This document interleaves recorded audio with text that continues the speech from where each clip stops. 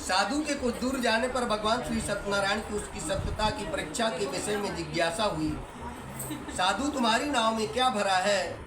तब धन के मद में चूर दोनों महाजनों ने अवहेलना पूर्वक हटती हुई कहा, दंडन क्यों पूछ रहे? क्या कुछ द्रव्य लेने की इच्छा है? हमारी नाव में तो लता पत्ते आदि भरे हुए हैं। ऐसी निष्ठुर वाणी सुनकर तुम्हारी बात सच हो जाए, ऐसी निष्ठुर वाणी सुनकर तुम्हारी बात सच हो जाए, ऐसा कहकर दंडी सन्यासी का रूप धारण किए हुए भगवान कुछ दूर जाकर समुद्र के समीप बैठ गए। दंडी के चले जाने पर नित्य क्रिया करने के पश्चात उतराई हुई जल में ऊपर की ओर उठी हुई नौका को देखकर साधु एक अत्यंत आश्चर्य में पड़ गया और नाव में लता पत्ते आदि को देखकर मूर्छित तो पृथ्वी पर गिर पड़ा। सचेत होने पर वणिक पुत्र चिंतित हो गया। तब उसके दामाद ने इस प्रकार कहा, इसमें संशय नहीं,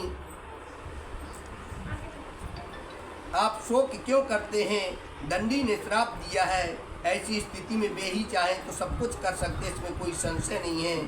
अतः उन्हीं की शरण में चलें, वहीं हमारी मन की समस्त इच्छाएं पूरी होंगी।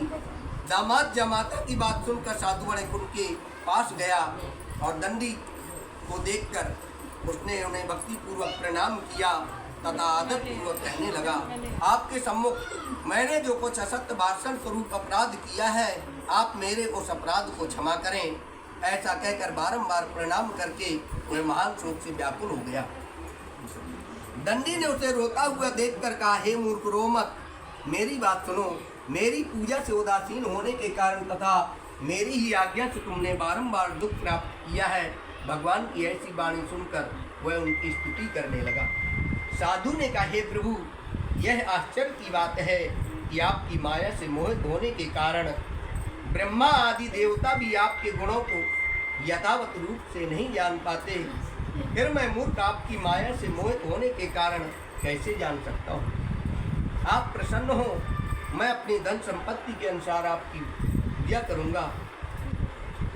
मैं आपकी शरण में आया हूँ। मेरा जो नौका में स्थित पुराना धन था, उसकी तथा मेरी रक्षा करें। उस वणिक की भक्ति युक्त वाणी सुनकर भगवान जनार्दन संतुष्ट हो गए। भगवान हरि उसे अभीष्ट वर प्रदान करके वहीं अंतर ध्यान हो गए। उसके बाद वह साधु अपनी नौका में चढ़ा और उसे धन दान से भरपूर देखकर भगवान सत्यदेव की कृपा से हमारा मनोरथ सफल हो गया, ऐसा कहकर वह स्वजनों के साथ उसने भगवान की विधिवत पूजा की। भगवान श्री सत्यनारायण की कृपा से वह आनंद से परिपूर्ण हो गया। दामाद से वह इस प्रकार बोला, वह देखो मेरी रत्नपुरी नगरी दिखाई दे रही है।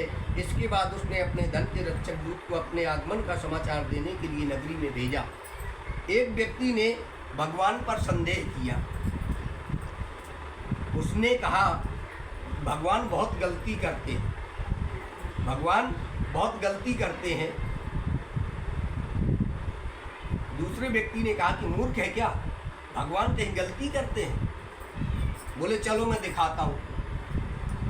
गया, करेला कद्दू देखा होगा ना, कद्दू की बेल कितनी पतली होती है, कद्दू इतना बड़ा होता है।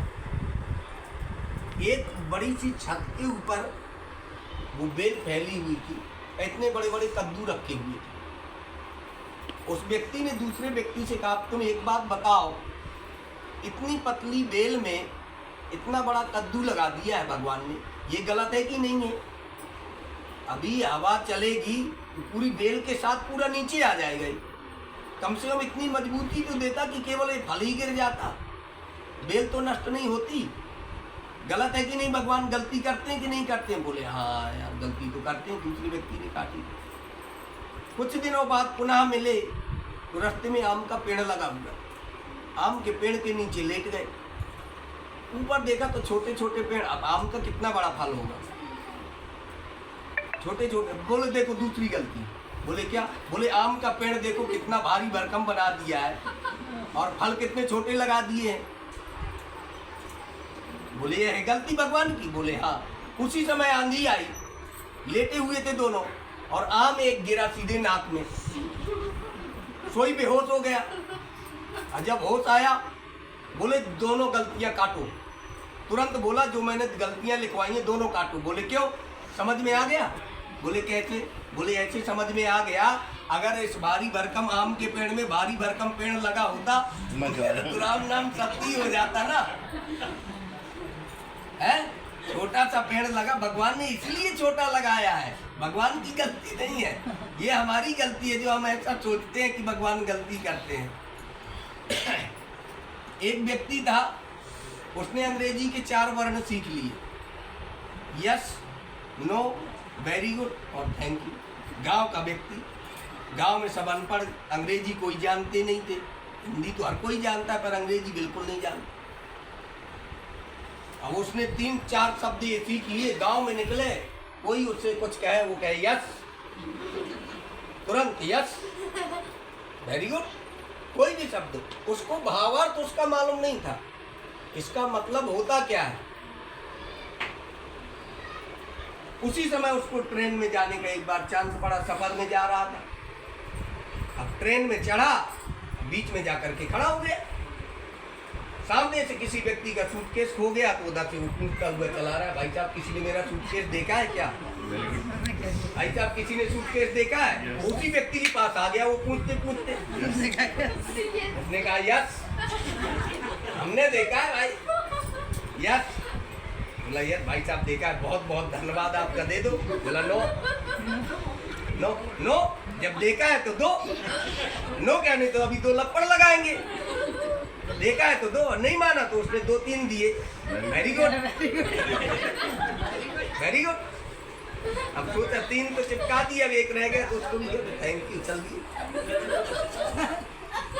कहने का तात्पर्य कोई भी बात कहीं भी बोल रहा है, पहले उसका भावार्थ मालूम होना चाहिए।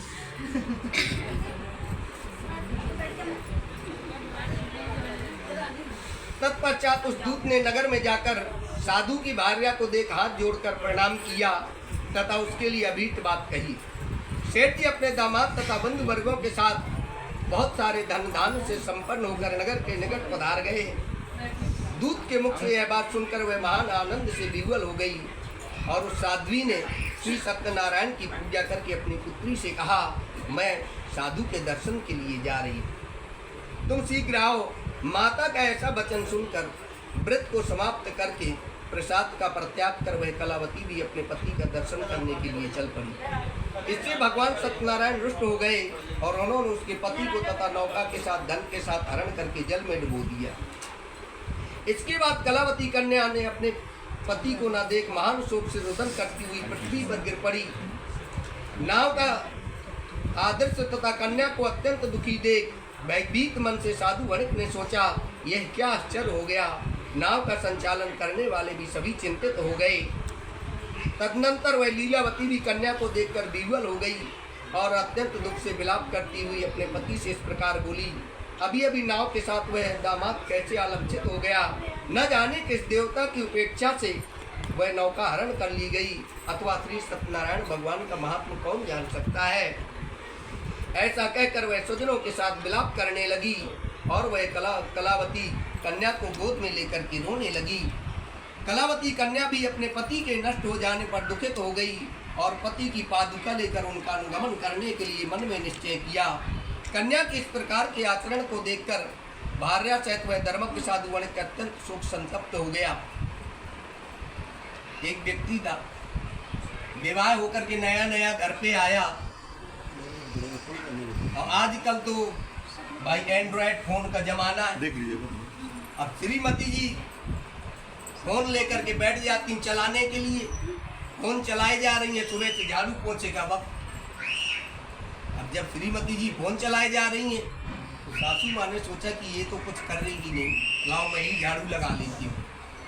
तो सासू माँ ने झाड़ू उठाई और झाड़ू लगाने लगी। झाड़ू लगाने लगी तब तक पति देव आ गए, उसके बेटा मतलब उसका माँ का। उसने कहा, अरे बहू मेरी बेटी मोबाइल चला रही है, देख रही है, और मेरी माँ झाड़ू लगा रही है।